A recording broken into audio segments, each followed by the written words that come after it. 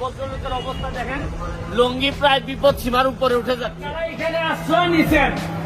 আমি যখন আপনাদের এই স্কুলের নাম শুনছি যে এই জায়গায় আমি গেছিলাম, আমার 2-3 জন এখানে ফোন দেওয়ার পর আমার আর জানে মানে নাই যে আমি আপনাদেরকে না দেখতে থাকি। আমি 150 কিলোমিটার দূর থেকে আপনাদের জন্য আইছি। 150 কিলোমিটার দূর আমার হবিগঞ্জ থেকে আমি আপনাদের জন্য 500 প্যাকেট খাবার দিয়ে আইছি। আসসালামু আলাইকুম দর্শক, দেশ ও দেশের বাইরে থেকে যারা এই মুহূর্তে ভিডিও ওপেন করেছেন সবাইকে অসংখ্য অসংখ্য ধন্যবাদ।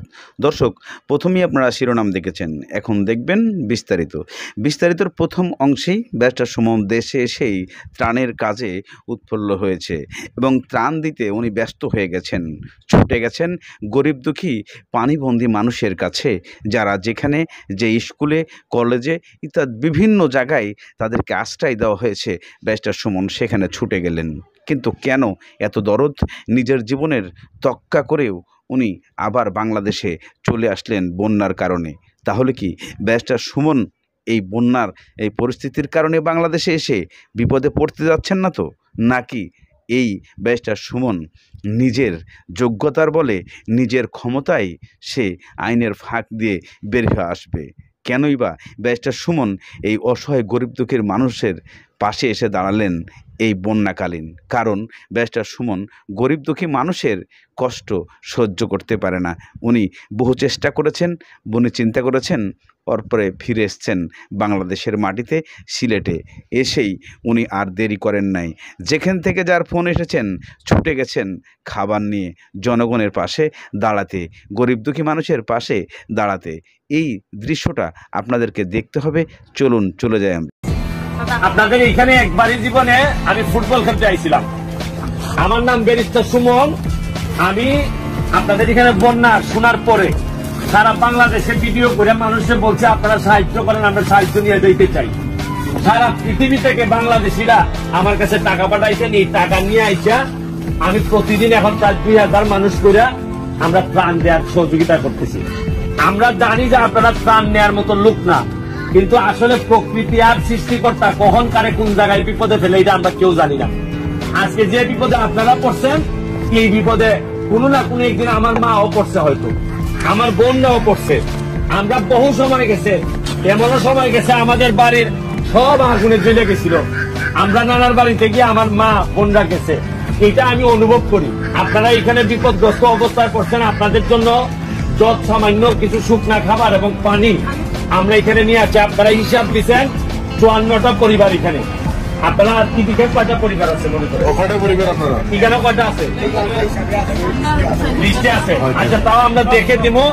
এই যে আপনারা আমাদেরকে সুযোগ দিচ্ছেন, আমরা এখানে আসছি, আপনাদেরকে আমরা আরো বিভিন্ন আশ্রয়ন গুলাতে যাব। আপনাদেরকে যতটুকু পারছি, বেশি কিছু করার সম্ভব না। আমার যদি সক্ষমতা থাকতো তাইলে সব কলসিতে করে এই সব পানি লিয়ে গেলাম কেন, কিন্তু এই সব ক্ষমতা নাই। প্রকৃতি শুনেন, আমরা প্রকৃতির সাথে অনেক বিরোধিতা করছি। আমরা জায়গায় জায়গায় আমরা দুর্নীতি করছি, আমরা গর্ত ভরাট করছি। আমরা যে টাকা আসছিল সরকারের কাছ থেকে, এই টাকা পয়সা কিছু মারছি, যার কারণে আজকে এই দুর্গতি আমাদের কপালে আইছে। একদিনে আসে নাই। যাই হোক, আপনারা এই দুর্গতির ফল ভোগ করতেছেন, অথচ যারা ভোগ করার কথা ছিল এরা আরামে আছে। এইটা কিছুটা দুঃখের বিষয়। আমি আপনাদেরকে একটা কথা বলবো, এখানে প্রতিটা মানুষ আপনাদের জন্য আসছে কষ্ট করে। বলছে যে এত বৃষ্টি হইতেছে, ওই দিকে বলছে যে এত মানুষের কষ্টের এটা আমরা বাসায় বসে থাকতে পারি না। আমার আজকে হাইকোর্ট সুপ্রিম কোর্ট ফালাইয়া আমি এই জায়গায় আপনাদের কাছে আসছি। আপনারা আমাদের এই দানটুকু, এটা আমাদের না, যারা সারা পৃথিবী থেকে বিভিন্ন মানুষ যে দানটুকু আপনাদেরকে দিছে, এরা দান করে না, এরা আপনাদের পাশে দাঁড়াইছে। জীবন কোথায় কোথায় কখন কারে নিয়ে যায় আমরা কেউ জানি না। এটা আপনারা রিসিভ করবেন, গ্রহণ করবেন এবং আমাদের জন্য আশীর্বাদ রাখবেন। আপনারা মনে হয় সব থেকে হিন্দু সম্প্রদায়ের থেকে। যাই হোক, আমি দেখে খুশি হয়েছি যে আপনাদের জন্য একটা স্কুল অন্তত বরাদ্দ হয়েছে। আরো যে সব জায়গা আছে, এই সব জায়গার ইনফরমেশন আপনাদের কাছ থেকে নিব। আমরা নৌকা নিয়ে জায়গায় জায়গায়, আমি জানি যে এই সময়ে এক পুসলা কিছু দিলেও আমি বিশ্বাস করি যে আপনাদের কিছু না কিছু কাজে আসবে, অনেক কাজে আসবে। আপনারা আমাদের জন্য আশীর্বাদ রাখবেন, আপনাদের জন্য আশীর্বাদ দিয়ে যাচ্ছি। আর সরকার যথার্থ কাজ করার চেষ্টা করতেছে, আর্মিরা এখন উদ্ধার কাজ চালাইতেছে। এর মানে দুর্নীতি হওয়ার সম্ভাবনা অনেক কম। আপনারা নিশ্চিত থাকতে পারেন, এক সপ্তাহের মধ্যে যদি পানি নেমে যায় আপনারা হয়তো বাড়ি ঘরে যেতে পারবেন। এবং আমি এটাও বিশ্বাস করি, বাড়িতে গেলে এই যে আপনারা গিয়ে পাবেন কাদা হয়ে গেছে, অনেক কিছু ভাঙাচুরা পাবেন, এইটাও আপনাদের ঠিক করা লাগবে। এইটার ব্যাপারও আমি সরকারের দৃষ্টি আকর্ষণ করার জন্য, যারা আপনারা বাড়িঘর ক্ষতিগ্রস্ত হয়েছে তাদেরকে কিভাবে পুনর্বাসন করবে এইটাও আমরা সরকারের কাছে আমরা দাবি জানাবো। এইখানে আমাদের এক আপা, উনি সেই ঢাকা থেকে সাথী আপা আসতেন। আমি অন্তত আজ যাই হোক, আপনারা এই আপার জন্য এই কষ্ট করে যে আসছেন, একটা হাততালি যদি দিতেন যে আপার জন্য, আশা করি যদি জীবনে আমরাও বিপদে পড়ি হবিগঞ্জ থেকে, আপনাদের ছেলে মেয়েরা গিয়ে আমাদের ছেলে মেয়েদেরকে উদ্ধার করবে। এই দাবিটুকু মনুষ্যত্বের দাবি নিয়ে আইছি, মানুষ হিসাবে যে মানুষের যে দাবি, এই দাবি নিয়ে আইছি। এখানে ধর্ম, বর্ণ, দর্শক, ইতিমধ্যে আপনারা কিছু দৃশ্য ব্যারিস্টার সুমনের দেখেছেন।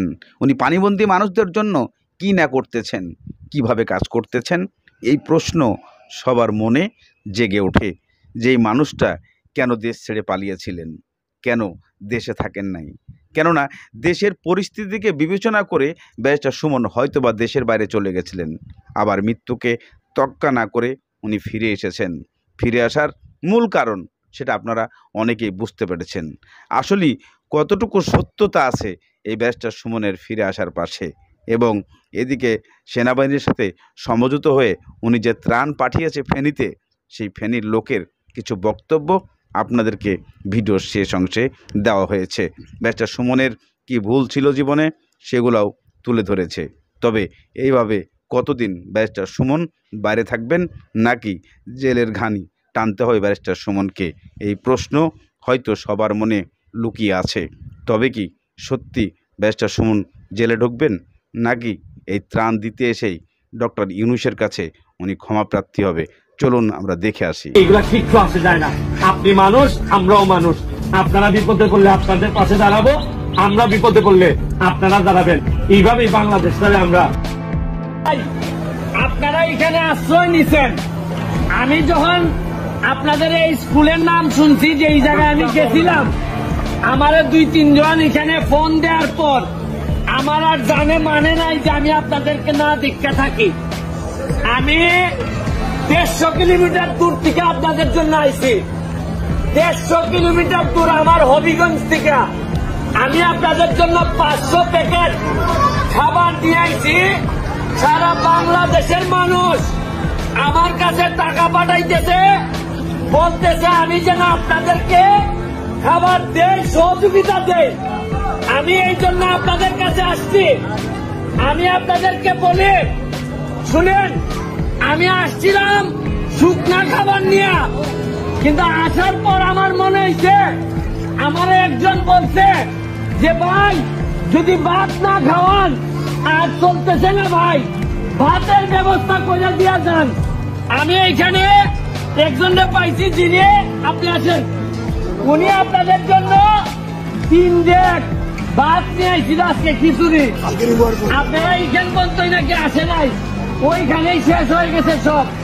শূন্য আমার কষ্ট লাগছে। এখানে চেয়ারম্যান সাহেব আছে আপনাদের, আমি আপনাদেরকে বলতে চাই, এই 500 প্যাকেট শুকনা খাবারের সাথে সাথে আপনাদের এখানে আরো অন্তত 1 সপ্তাহ খাবারের জন্য আমি 1 লক্ষ টাকা আপনাদের কাছে দিয়ে যাবো। আমি 1 লক্ষ টাকা দিয়েও শেষ না, যদি আরো লাগে আরো দিব, যা লাগে দিব। তারপরে কথা দিচ্ছি যে যাদের এখানে একবার পাড়া দিয়ে গেছি, কেরারে না খাইয়ে থাকতে দিব না। এটা কথা মনে রাখেন, বিপদ কখন আছে কেউ জানে না। আজকে সুনামগঞ্জের উপর দিয়ে বিপদ আইছে, আমি হবিগঞ্জের মানুষ আইছে। আগামী বছরে আমার মা বোন পানিবন্দী থাকতে পারে, আপনারা যাবেন সাহায্য করতে। এইটাই বলে হয়ে গেছে। দেখেন আপনাদের বাড়ি ঘরের অবস্থা দেখাই। এটা হচ্ছে কি মাসুম, এই জায়গাটার নাম কিটা? মাসিদপুর। মাসিদপুরের 23 নম্বর ওয়ার্ড, এখানে সিটি কর্পোরেশনের ভিতরে। দেখেন এই যে আমি একটু সামান্য একটু দেখাইতেছি, এই ভদ্রলোকের অবস্থা দেখেন, লুঙ্গি প্রায় বিপদ সীমার উপরে উঠে যাচ্ছে। এখন আপনারা কয়দিন ধরে পানিবন্দী এইভাবে? 5 দিন ধরে কি আপনারা কি সরকারের কি সুবিধা পাচ্ছেন নাকি? এখন পর্যন্ত আপনারা পান নাই। সরকার থেকে ওনাদের বক্তব্য হচ্ছে এখন পর্যন্ত 5 দিন হয়ে গেছে, এখন পর্যন্ত ওইভাবে ওনারা পান নাই। আমি জানি না সরকারের অবস্থা কি বা এখানের নেতৃবৃন্দ যারা আছেন তারা কি করতেছেন আমার এই ব্যাপারে জানা নাই। আমি আপনাদেরকে দেখাইতে চাই যে একেবারে পৌর মানে সিটি কর্পোরেশনের ভিতরে এই মাসিদপুর না, মাসিদপুরের অবস্থাটা আমি আপনাদেরকে দেখাই।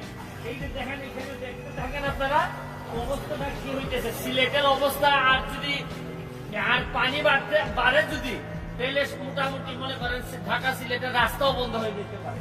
আমি আপনাদেরকে দেখাইতেছি, দেখেন অবস্থাটা সিলেটের বন্যার ব্যাপারে যারা জানেন না আমি আপনাদেরকে দেখাই, আপনাদেরকে দেখাই। আপনাদের দেখেন এই বাড়ি ঘরের অবস্থাটা দেখেন, পানি তো মাছ হচ্ছে কিনা এখন পর্যন্ত সাহায্য আইছে না।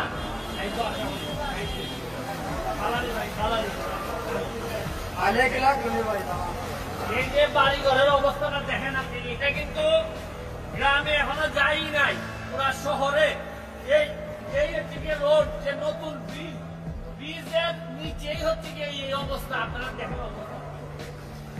এখন জরুরি ভিত্তিতে যদি সাহায্য দেওয়া না হয় আর 2-3 দিনের ভিতরে কিন্তু পুরা কিন্তু মানুষের নাভিশ্বাস উঠে যাবে। আমি আপনাদেরকে বলতেছি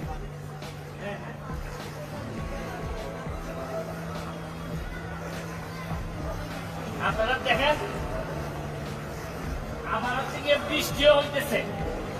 আমি যে সমস্যাগুলোর কথা বলতে চাই, অনেক প্রজেক্ট মেগা প্রজেক্ট না নিলে এই সিলেটকে বাঁচানো কঠিন হবে, কারণ সুরমা নদীর গভীরতা অনেক বেশি কমে গেছে।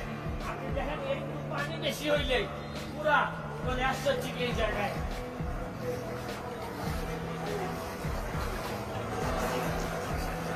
এই দেখেন এই উদ্বোধন মানে উদ্বোধনের জায়গাটাই এই যে দেখেন, এই যে মাসিদপুর ব্রিজ সংলগ্ন প্রধান রাস্তা উদ্বোধন করেন আরিফুল হক চৌধুরী মাননীয় মেয়র। এই হচ্ছে কি আমাদের উদ্বোধনের যে মাইল ফলকটা, এটাও পানির নিচে। এখানে আপনাদের এখন নদীর অবস্থাটা দেখাই। সুরমা নদী জরুরি ভিত্তিতে খনন না করলে বিরাট সমস্যা হয়ে যাবে। আপনারা দেখেন কোথায় থাকার কথা ছিল আর কোথায় আছে। এই হচ্ছে গিয়ে নতুন ব্রিজ, এই হচ্ছে গিয়ে নদীর ভিতরে এটা থাকার কথা ছিল আর এখন কোথায় আইছে। এই দেখেন বাড়ি ঘর আর পানি কোথায় আসছে। হ্যাঁ, এটা পুরাটা ডুবাল ছিল না। এই দেখেন ওই পাশেও পানি ঢুকে গেছে আর এই পাশেও পানি ঢুকে গেছে। এখন 1 ফুট পানি বাড়া মানে হচ্ছে গিয়ে সিলেটের অর্ধেকের বেশি পানি তুলে চলে যাওয়া। এখন মেঘালয়ের যে জিনিসগুলো, এই জিনিসগুলো আমি জানি না আসলে কিভাবে পানি আসছে। ইন্ডিয়া থেকে যত পানি বেশি আসতেছে তত আমরা বিপদে পড়তেছি। দেখেন সিলেটের মধ্যে 2টা নদী আছে, কুশিয়ারা এবং হচ্ছে গিয়ে সুরমা। কুশিয়ারার কিন্তু গভীরতা আছে, কিন্তু সুরমার অবস্থা খুবই খারাপ। এখানে যদি গভীর করা না হয় আর সামগ্রিকভাবে সিলেটের সকল নেতৃবৃন্দ বসে যদি সিলেটকে বাঁচানোর পরিকল্পনা না করেন আর প্রবাসীরা যদি এই মুহূর্তে সহযোগিতা না করেন, তাইলে কিন্তু সিলেটের যে ঐতিহ্য, যে প্রবাসী নির্ভর এবং প্রবাসীদের দ্বারাই কিন্তু আমরা অনেক বেশি এখন পর্যন্ত ভালো আছি। এখন প্রবাসীরা যদি সাহায্যের হাত না বাড়ান তাহলে কিন্তু আমাদের কাছে মনে হইতেছে যে অনেক বেশি কষ্ট হবে। আমি যদি আমার মতন করে বলি, সেটা হচ্ছে সে অ্যাকচুয়ালি খুবই একজন দানবের মানুষ।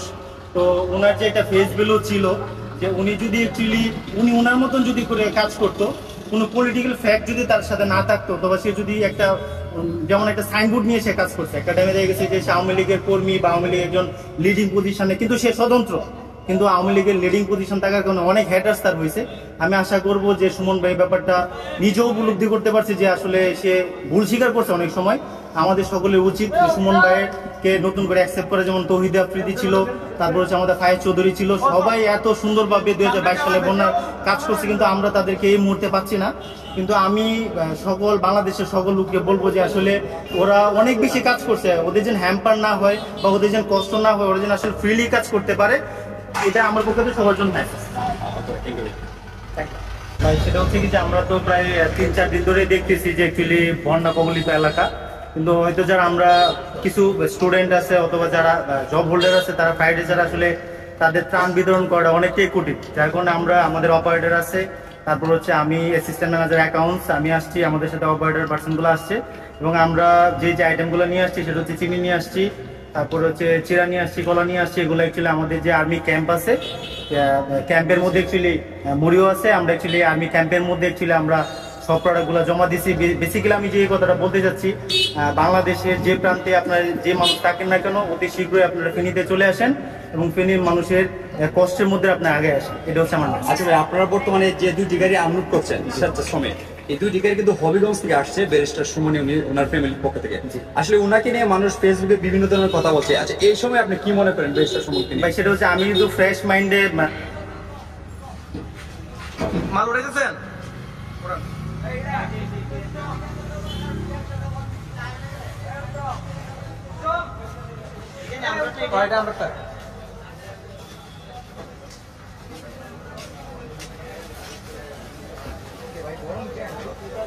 আমরা ভিতরে যাইতে পারবো না, এরা না পৌঁছে দিব না। এটা গুণ, হ্যাঁ এটা গুণে রেখো।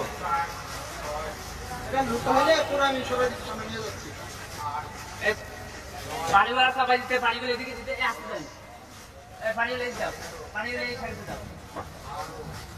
আরে ভাই বললাম না স্টপ রাখেন, পানিগুলো এই সাইডে দাও। পানিগুলো এখানে দাও, এই লাইন সাদা সাদা পানিগুলো। হ্যাঁ